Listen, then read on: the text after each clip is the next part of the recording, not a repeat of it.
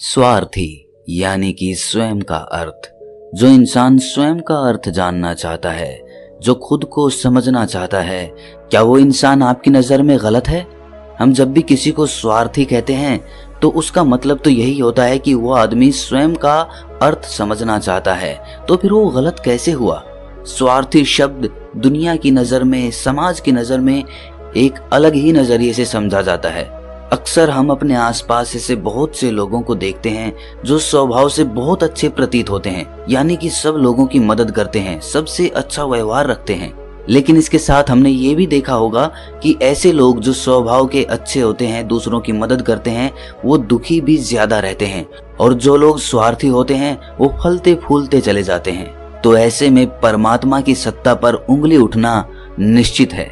लेकिन अगर ये सत्य है तो हमें कौन सा मार्ग अपनाना चाहिए? क्या हम भी दूसरों के जैसे बन जाएं?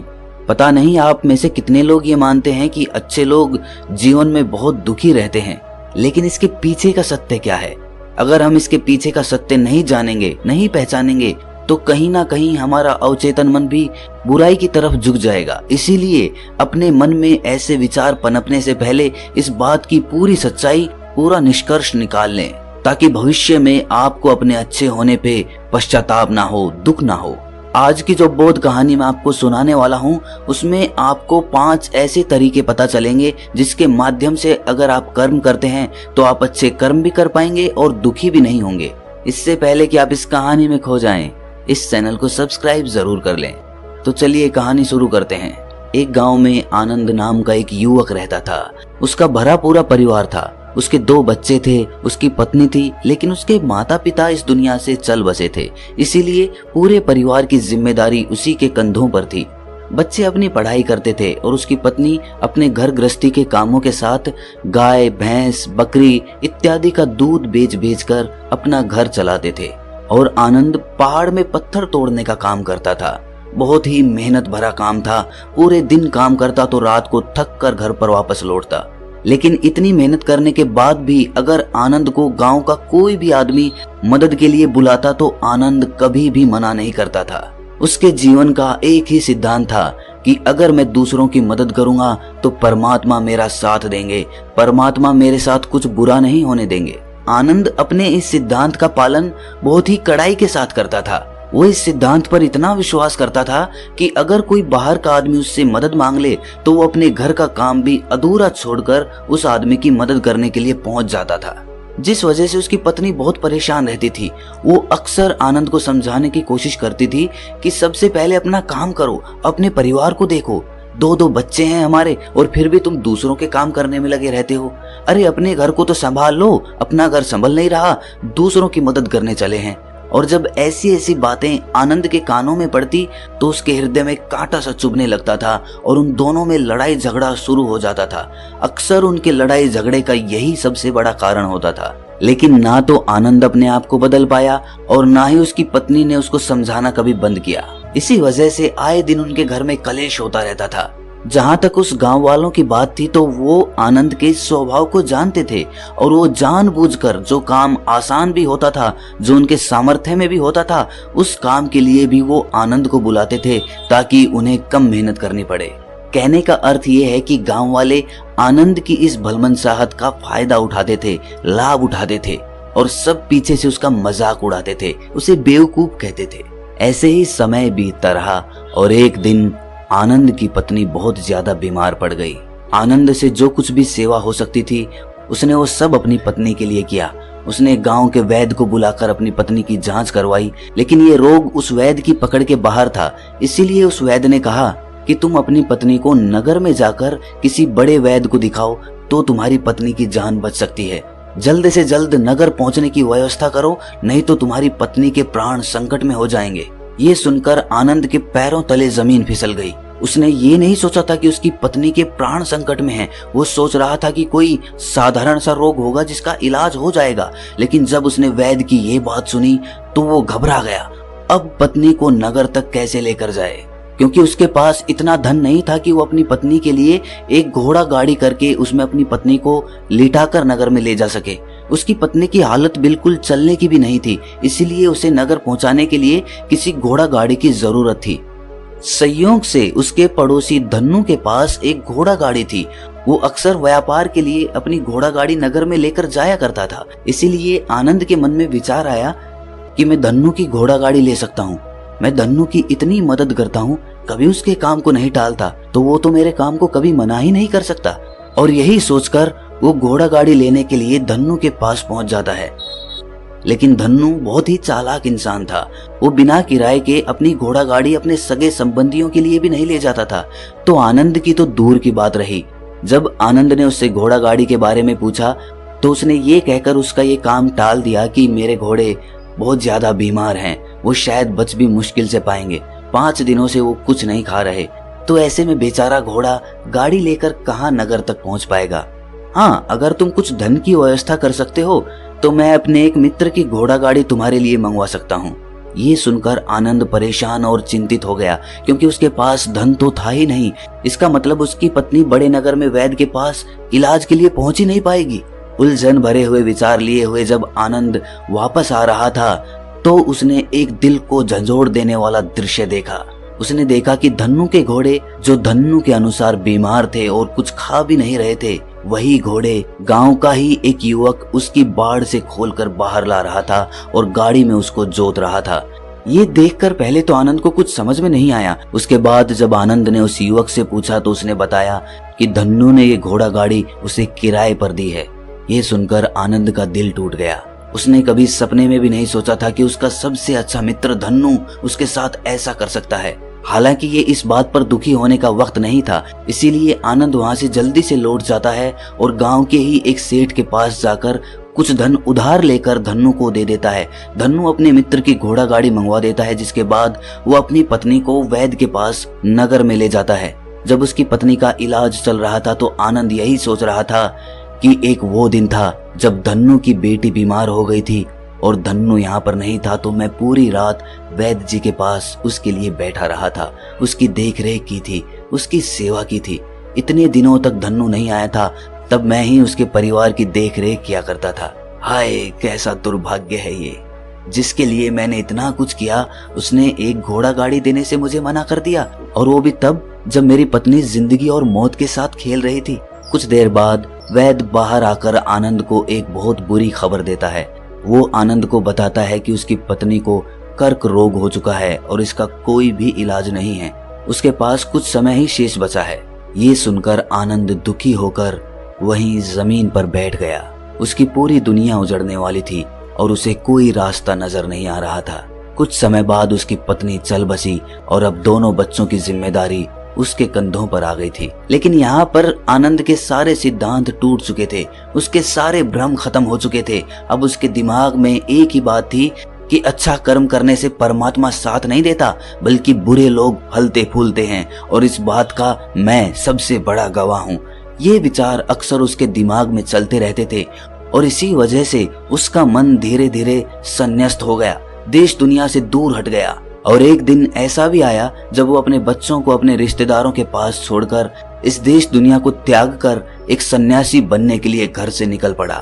उसने गांव में किसी को कुछ नहीं बताया। किसी को नहीं पता था कि आनंद अचानक कहाँ गायब हो गया। सन्यास की दीक्षा लेने के लिए वो एक बौद्ध भिक्षु के पास पहुंचता है। बौद्ध भिक्षु उस समय ध्यान में बैठे हुए थे। ध्यान से बाहर आने के बाद वो बड़े ध्यान से आनंद के चेहरे को देखते हैं और उससे सन्यासी बनने का कारण पूछते हैं। इस पर आनंद उन्हें अपनी पूरी आप बीती सुना देता है और कहता है कि हे बंदे, इस दुनिया से मुझे कुछ भी हासिल नहीं हुआ।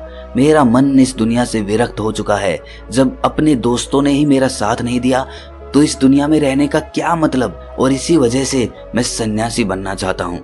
ये सुनने के बाद बौद्ध भिक्षु ने उपदेश देना शुरू किया। उन्होंने कहा कि याद रखना बंदे, जीवन से विरक्त होकर सन्यासी बनना तुम्हें परम सुख तक कभी नहीं पहुंचा सकता, परमानंद तक कभी नहीं पहुंचा सकता। तुम दुनिया से अपने मन पर एक बोझ लेकर विरक्त हुए हो। तुम दुनिया से परमात्मा की खोज करने के लिए विरक्त नहीं हुए हो। इस भ्रम में कभी मत रहना। तुम संसार से विरक्त हुए हो क्योंकि संसार ने तुम्हें धोखा दिया, ऐसा तुम्हें लगता है। इसीलिए तुम परमात्मा पे कभी विश्वास नहीं कर पाओगे और ना ही उन पे अपनी पूर्ण आस्था बना पाओगे। इसीलिए सन्यासी होने का भी तुम पूरा लाभ कभी नहीं उठा पाओगे। सन्यासी होने का लाभ तब मिलता है जब हमारी प्रभु में, परमेश्वर में, परमात्मा में पूर्ण आस्था बन जाती है। मैं तुमसे पूछता हूँ, क्या तुम्हारी आस्था परमात्मा में है? ये सुनकर आनंद कहता है कि हे बंते, मैं तो दुनिया देख कर आया हूँ कि जो बुरे कर्म करता है वो फलता फूलता है, और जो अच्छा काम करता है उसे प्रभु कुछ भी नहीं देता, परमात्मा उसे दुख ही दुख देता है। इसीलिए मैं परमात्मा पे अपनी पूर्ण आस्था कैसे बना सकता हूँ? ये सुनकर उस बौद्ध भिक्षु ने कहा कि यही तो मैं तुम्हें समझाना चाहता हूँ कि तुम पूरी ऊर्जा अपनी सन्यासी जीवन में लगाओ और उसके बाद भी तुम्हें फल प्राप्त ना हो तो तुम्हें कैसा लगेगा। इसीलिए किसी की भी मदद करने के मैं 5 सिद्धांत तुम्हें बताता हूँ। ये 5 सिद्धांत समझकर संसार में वापस लौट जाओ और संसार में एक ग्रस्त जीवन जियो। उसके बाद ही सन्यासी जीवन का उदय होता है, जब हम अपने ग्रस्त जीवन को पूर्ण रूप से समझ लेते हैं और अपनी जिम्मेदारियों का निर्वाह कर देते हैं। ये कहकर बौद्ध भिक्षु ने कहना शुरू किया कि जब भी तुम किसी की सहायता करते हो, किसी की मदद करते हो, तो उसमें सबसे पहली बात, सबसे पहला सिद्धांत जो ध्यान में रखने का होता है वो होता है कि किसी की मदद करते वक्त, किसी की सहायता करते वक्त कभी भी उससे उम्मीद मत रखना। ये मत सोचना कि आज मैंने इसकी सहायता कर दी, मदद कर दी, तो कल बदले में ये भी मेरी सहायता करेगा, मेरी मदद करेगा। अगर तुम ऐसा सोचोगे तो तुम्हें जीवन में दुखों का सामना करना ही पड़ेगा, क्योंकि एक नहीं तो दूसरा, या दूसरा नहीं तो तीसरा, कोई ना कोई तुम्हारी उम्मीद जरूर तोड़ेगा। और वास्तविकता में वो मदद या वो सहायता नहीं होती है, वो हमारे लालच का ही एक रूप होता है। हम उसकी सहायता या मदद निर्भाव तरीके से नहीं कर रहे हैं। हमारे मन में लालच का भाव है, हमारे मन में बदले का भाव है। हम ये सोचकर मदद करते हैं कि इसकी मदद कर देता हूँ तो कल ये मेरे भी मदद करेगा, और यही लालच हमें अक्सर उन लोगों की मदद करने पर विवश करता है जो किसी ना किसी रूप में धनवान होते हैं, क्योंकि हमें लगता है कि कल ये आदमी धन के द्वारा मेरी मदद कर सकता है। और इसीलिए जिस इंसान को वास्तविकता में मदद की आवश्यकता है, हो सकता है वो गरीब हो, लेकिन हमारा मन अपने लालच के वशीभूत होकर उसकी मदद कभी नहीं करेगा। इसीलिए किसी की मदद और किसी की सहायता करने के अपने विचार को विस्तार दो।